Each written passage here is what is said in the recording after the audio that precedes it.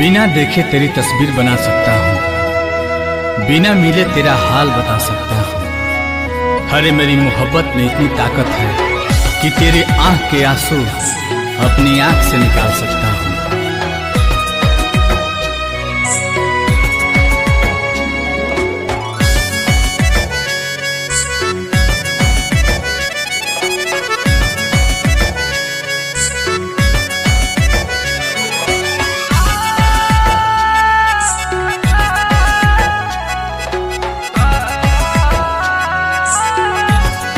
बिछड़ के को पल तोहसे जियल नइखे गवारा हो।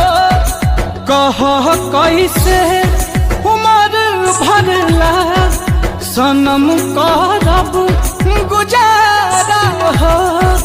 रोता दिल बेचारा हो, होई प्यार न दोबारा हो, होई प्यार न दोबारा हो, होई प्यार न दोबारा हो, होई प्यार न दोबारा हो।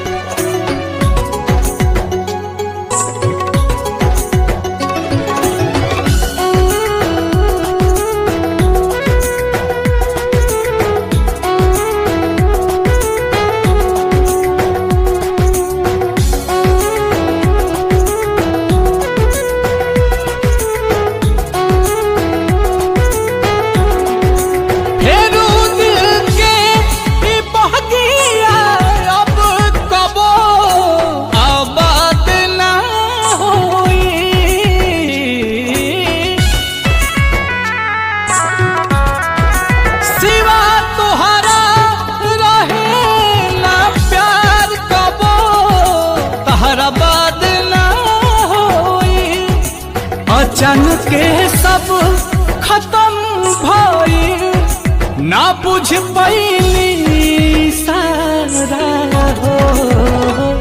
होई प्यार न दोबारा हो, होई प्यार न दोबारा हो, होई प्यार न दोबारा हो, होई प्यार न दोबारा